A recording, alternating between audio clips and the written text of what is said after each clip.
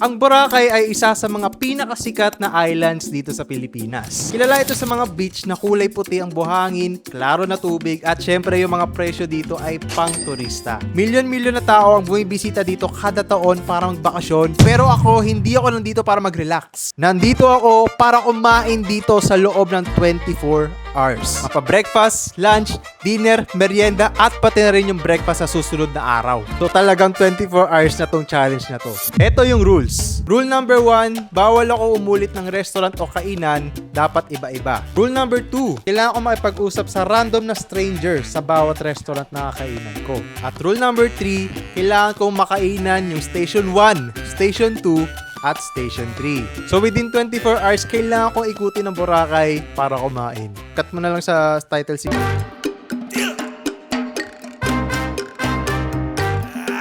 Itong una natin kakainan is famous daw to for its silog meals nila. Nakita ko lang sa TikTok tong The Sunnyside Cafe without researching kung ano yung mga food dito. Pero I like going in blind, you know. Tignan natin kung ano yung ma-order natin. Tara na. Order na tayo. Itong The Sunnyside Cafe ay located sa Station 3. So isang rule na yon na hindi ko na kailangan isipin sa ngayon. So, ang papakita ko sa inyo dito ngayon is yung po-orderin naming food tsaka yung total price na nagastos namin for 2. Yung in-order ni Mika ay yung adobo bowl at grabe, adobo bowl pa lang at 475 pesos na yung magagastos namin. Hindi pa counted dito yung service charge. Ay, pwede na po po. Isa pong adobo bowl po. Tapos chorizo and eggs. Banana honey butter toast ba? Anong gusto mong drinks? Mango. Mango shake. Tapos banana shake. Yun. Normal sugar. Yes po, normal. Isang banana honey butter toast, isang mango shake, and then banana shake. Yes po. Kunin ko na lang. Okay. Salamat. Thank you po. Nga pala guys, kapag meron akong isang rule na hindi magawa sa video na to, sa next challenge video, idadagdag ko sa rules yung magiging top comment sa video na to. So yun, malalaman natin mamaya kung meron ba akong rule na hindi magawa. At speaking of rule, muntik ko pa makalimutan yung rule number 2 kung saan kailangan ko kumausap ng random stranger sa restaurant na kakainan ko. Kalimutan ko, may rule pala tayo na kailangan natin kumausap ng mag-interview ng random stranger. Ako lang. Sino kaya pwede ma-interview? Ito may nakita ko sa labas. Hello po, excuse po. Okay lang po ba na ma-interview po kayo para sa YouTube video po? Kahit sino po, isa lang po. Ikaw na lang po, sir. Sige po. Kasama ko si Terence. Terence. Gaano ka nakatagal dito sa Boracay? 3 days pa. 3 days. So galing pa kayo sa anong lugar? Davao. So for yung Boracay trip niyo is for pleasure?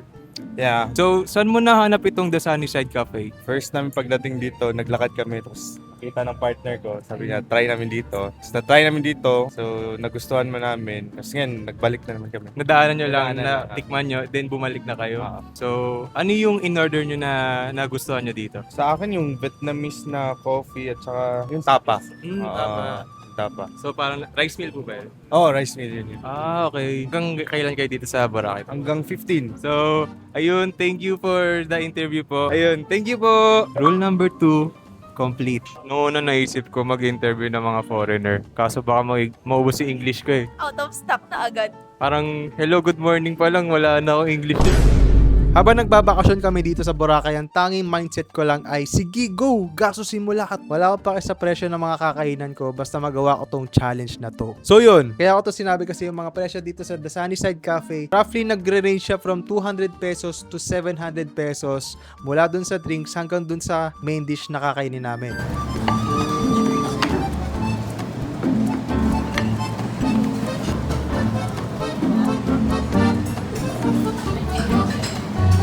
Nung nakuha na naman yung lahat ng order, syempre oras na para bumakbak. Ayun, kumain na kami. First bite para sa'yo. Ako naman. Ayoko na. Hindi na naman. Adobo bowl. Wala siyang soy sauce. Wala. Grabe, parang gusto ko magluto ng adobong puti dahil sa natikman ko. Yung sa adobo bowl nila, wala siyang soy sauce. Legit, adobong puti talaga yung lasa.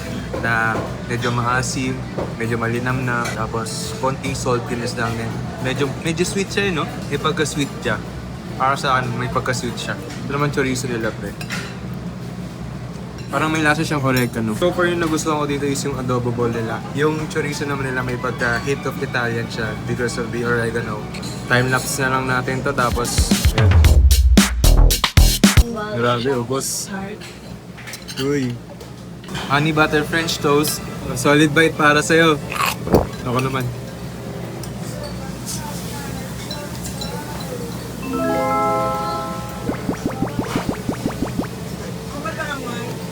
Nag-caramelize yung honey dun sa mismong toast niya. Tapos, pag hinaluan mo ng ice cream, ng banana, tapos yung butter, grabe yung flavor sumasabog pare. Second bite ulit, para sa akin.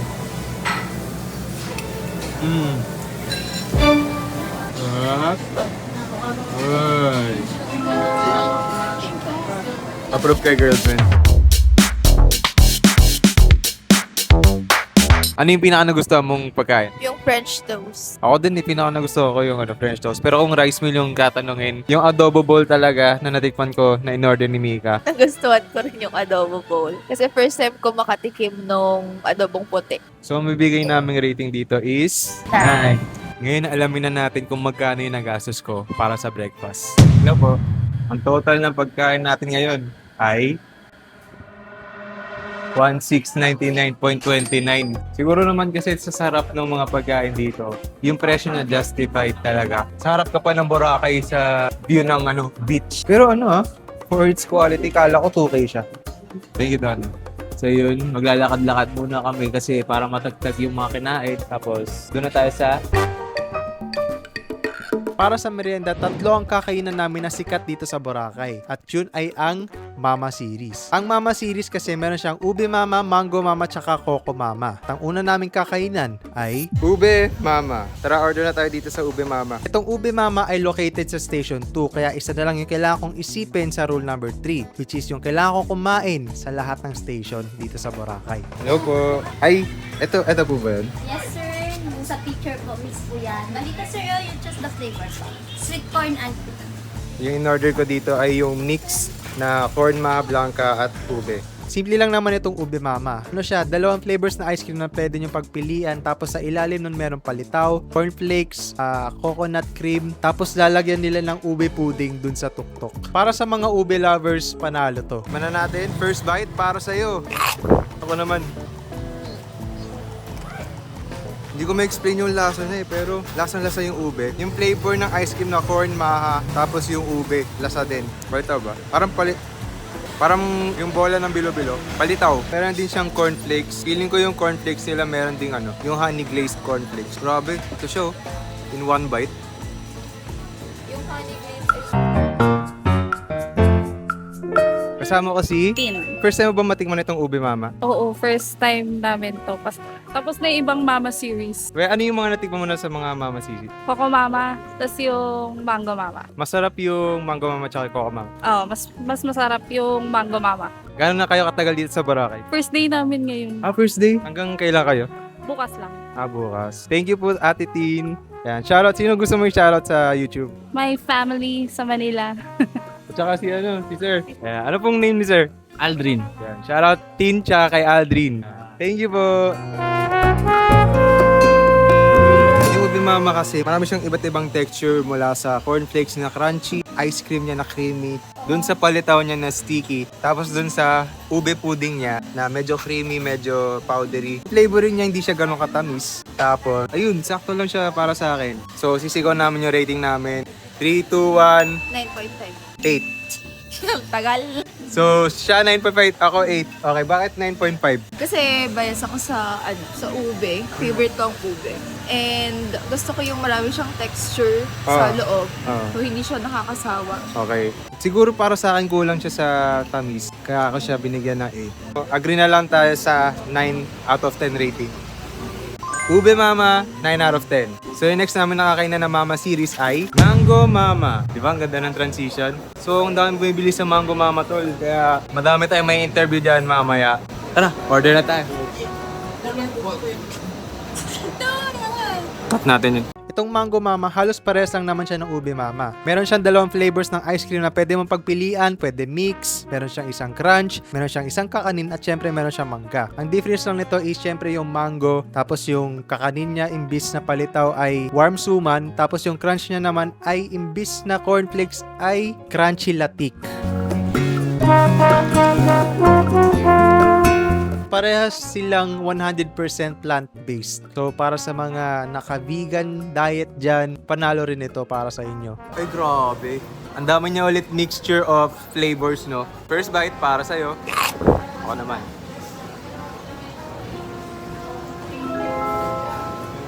Tikman mo!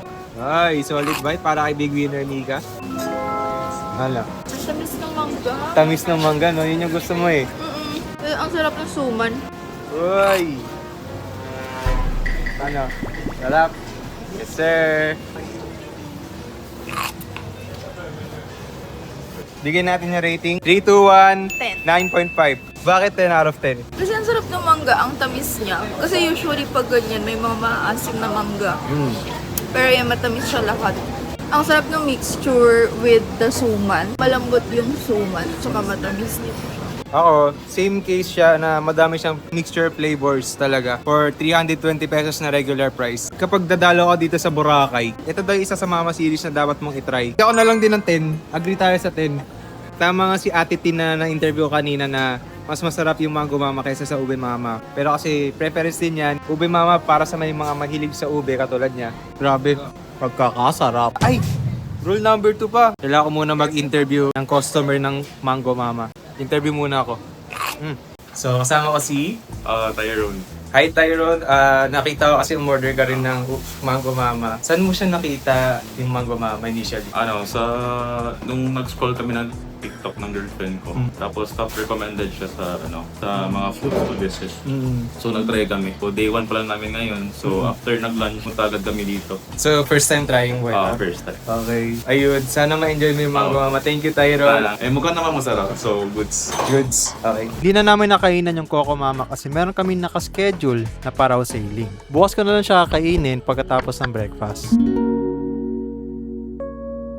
Para sa dinner, ang pinuntahan namin ay yung Mama's Fish House Boracay. Grabe ang intimate dito, tapos ang layo niya sa mga stations ng Boracay. Halos umabot ng 15 minutes yung biyahe namin na nakasakay sa e-trike.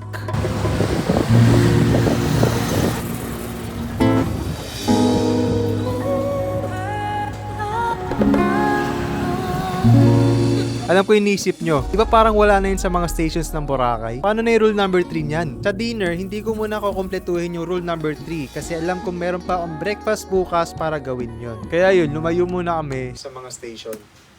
So ayun na no, Editor Migs here. Explain ko lang ng maigay yung rule number 3 na sinabi ko dito.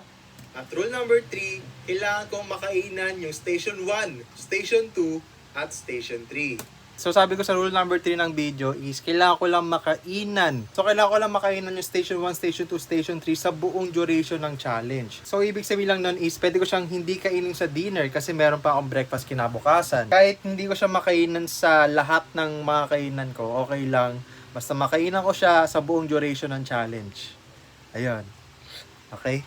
Back to the video. Merong chicken adobo. It's either chicken adobo or chicken curry. Kumakain ka ba chicken curry? Oo. So, sa'yo, pasta. Okay. Isa pong chicken curry kapitana po. Tapos, meron po ba kayong rice? Tapos, spaghetti carbonara po. Isang mango shake. Tapos, lychee. Yun lang, sir. Yes po. Chicken, one lychee shake. Okay po. Thank you. Ganda dito, guys. Legit. Pang intimate talaga, no? Brinake ko lang yung rule number 3. Hindi naman na-i-break. Kasi, ang rule number 3 natin ay kumain sa lahat ng stations ng Boracay. Hindi ko naman sinabi na bawat restaurant ay nasa station ng Boracay. Rule number 2 na lang. Yun lang, yung pinakamahirap na rule na ginawa ko para sa challenge na to ay yung kumausap ng random stranger. Patay. Puro foreigner pa naman dito. Puro foreigner. Maubos English ko niyan. Mag-interview lang ako ng Pinoy. Hindi ako naman mag-English na. Ito na yung stranger na i-interviewin ko. Kasama ko si Wade Robles. Wade! Gaano ka nakatagal dito sa Boracay? Mag 1 year pa lang po sa May. Ay, saan ka galing? Manila pa po, sa Paranaque. Taga Paranaque ka Opo. tapos pumunta ka dito para mag-work? Opo.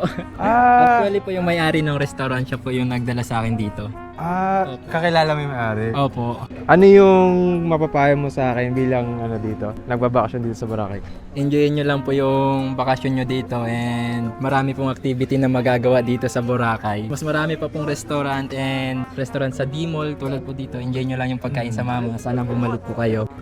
Babalik kami. Opo. Bakit mas pinili mo dito kaysa sa Manila? Andito po kasi pag nagtrabaho ka, pagkatapos nyo magtrabaho, pwede kayong makagala tapos mas tahimik po at peace of mind. Dito po kasi ma-enjoy nyo yung trabaho nyo, hindi nyo po mapipil yung pagod. Promise. Kung magbabakasyon kayo sa Boracay, punta po kayo sa Mama's Fish House Boracay and Microtel and Diniwid Beach. Thank you, Wade. Thank you, Wade. Bait ni Kuya. Na-interview ko siya. Rule number 2, complete. Hindi ko na kailangan interview ng foreigner. Ang hirap pa naman my English is ayoko na. English is palang ang nasabi na ubos na.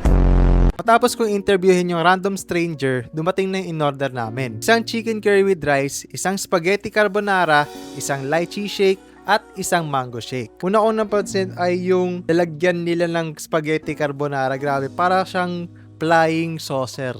Parang planeta. Ayos Ito na yung 400 pesos. Tapos Ah. yung carbonara yung 100. Buti na lang talaga meron silang Filipino favorite sa menu. Kasi yun yung pinaka-affordable choice doon na nagre-range from 300 to 600. Anything else doon ay maabot na ng 700 hanggang parang mga 800, mga ganon. Start tayo? Our Son, Holy Spirit. Bless us, O Lord, in these thy gifts, which we are about to receive from thy bounty, through Christ our Lord. Amen. Thank you po, Lord. First bite para sa'yo. Ako naman. Pasok talaga. Kaya naman natin yung carbonara nila. Uy.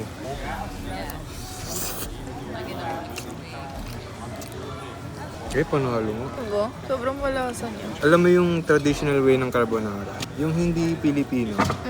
Yung hindi milk, yung egg. Para siyang egg. O yun, yung egg beneath tapos Parmesan cheese, yun. True. Ganun siya. Italian style talaga siya. Kasi ito naman yung chicken curry nila. Pasok talaga yung lasa ng chicken curry talaga. Kaya pala ito ang pinili kong restaurant para sa dinner kahit wala siya sa stations ay dahil napaka-special ng araw na to para sa amin ni Mika. Dahil ito ang celebration ng 4-year anniversary namin. Wala lang, share ko lang. Ganda. Ito yung view namin, oh.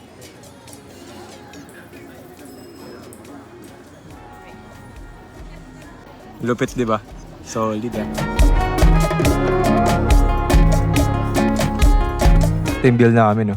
Kung i-rate mo, service, food, tapos ambience. Una tayo sa, sa service. Anong i-rate mo sa service dito sa Mama's? 10. Sobrang babait nila. And very accommodating. Ang bait. Lalo na si Wade yung in-interview ko. Ang bait ni Wade. Tapos, yung ambience. Siguro 9. Mas maganda siguro siya kung sunset. Pero kasi gabi na tayo nakapunta. Dinner na nga eh. Mm-mm. Pero naman tayo, nagparaw ceiling tayo. Kaya worth it naman. Kasama si Oreo, nabasa pa si Oreo. Now, food. Ano marirate mo sa food na in-order natin? 8.5 out of 10. Ang sarap ng curry, partner sa rice, tapos matamis yung mango shake. Yung carbonara din masarap siya. Very Italian style. So, para maging 24 hours ang challenge na to, parang may problema pa ako. Para makompleto tong challenge na to, kailangan natin kumain sa Station 1 for breakfast. Magagawa ba natin yun? Ewan ko sa'yo. Matapos namin kumain na romantic dinner, bumalik na kami sa Airbnb at natulog kasi alam ko na maaga pa kami bukas para sa breakfast. Ganda ng transition, ah. Oo. So, nandito kami ngayon sa Station 1 sa may One Central Building. Yan, kakain kami sa isang sikat din na kainan dito sa Boracay na nagsiserve ng chicken inasal. Grabe. Ayan, nasa likod namin yung restaurant na Island Chicken Inasal. So, hindi pa kami kumakain. Gutom na kami. Ito yung kakain na namin para sa brunch. Tapos pala, dahil hindi namin nakainan yung Coco Mama kahapon, meron ditong Coco Mama. Station 1 din, guys. So, tara na. Punta na tayo sa Island Chicken Inasal. Umorder na tayo. Itong Island Chicken Inasal ay located sa Station 1. So, ibig sabihin lang nun ay nakompleto ko na yung rule number 3 kung saan kailangan ko kumain sa lahat ng stations ng Boracay. Kaya ang iniisip ko na lang ay yung rule number 2 kung saan kailangan ko kumausap ng random stranger sa bawat restaurant na kakainan ko. Ito yung hardest part sa challenge na to eh. Kada maghanap ako na may interview, nilalakasan ako na rin yung loob ko na kumausap sa hindi ko kilala. Na ano na din yun eh, parang tinitraining ko na din yung sarili kong ma-reject, tinitraining ko na rin yung sarili kong maging confident, lalo na kailangan kong maging confident sa ginagawa ko ngayon. So ayun, ano ba tayo na may interview pre? Cheers po! Okay lang po bang ma-interview ko isa sa inyo para sa YouTube video ko? Okay lang?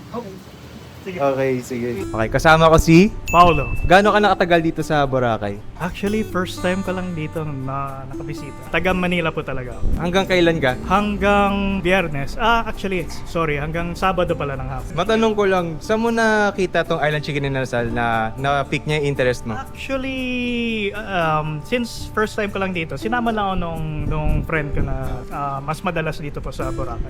So yung friend mo is parang ilang beses na siya dito tapos nahata ka niya? Yeah, since first time ko, dinadala niya ako dito sa kung saan yung mga talagang dapat puntahan. So nakita ko, tapos mo nang kainin yung in-order mo dito sa Island Chicken Inasal. Gusto ko lang matanong is, kamusta ang food dito? Gusto ko pa, kaso nga lang, baka mamaya antokin ako kagad. Kadalawang kanin na ako sa isang order pa lang. Yes, kung kasama ko, dalawang order, manok tsaka kanin. Ako, isang manok, dalawang kanin.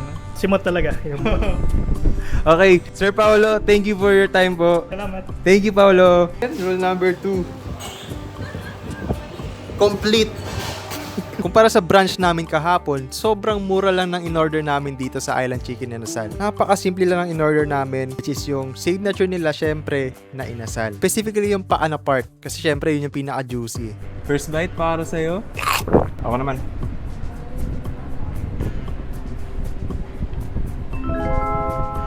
Juicy siya tol, medyo sweet, medyo maumami pre. Pero kasi, hindi siya yung kasing tamis or kasing tapang ng lasa ng Mang Inasal. Pero okay siya. Saktong-sakto yung lasa niya, yung smokiness niya tol. Pero ang hinahanap ko kasi sa mga inasal ay yung pagka-juicy niya. Ayun tignan nyo.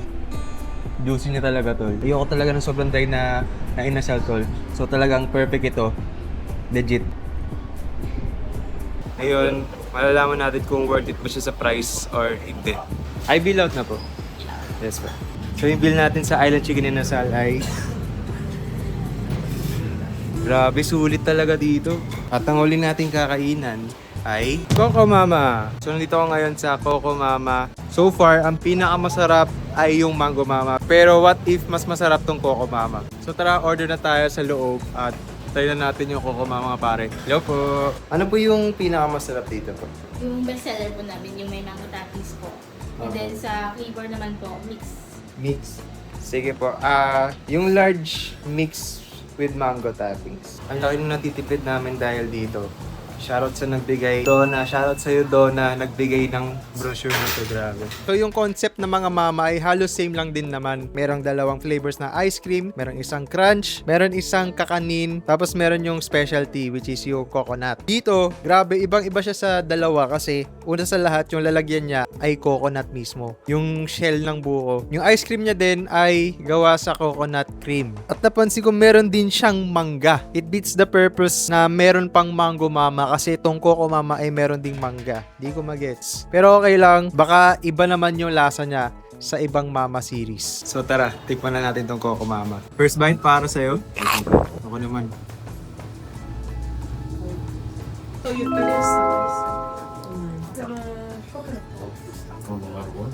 Gaya ng mga natikman namin sa Mama series, madami rin siyang flavors. Merong crunch, merong cream, tapos merong kakanin. Grabe. Gaya nga na sinabi ko kanina, ang naging mindset ko lang ay yung maging maluwag sa gastos. Kasi alam ko na walang kapantay na halaga yung mga alaala na pwede namin balikan balang araw.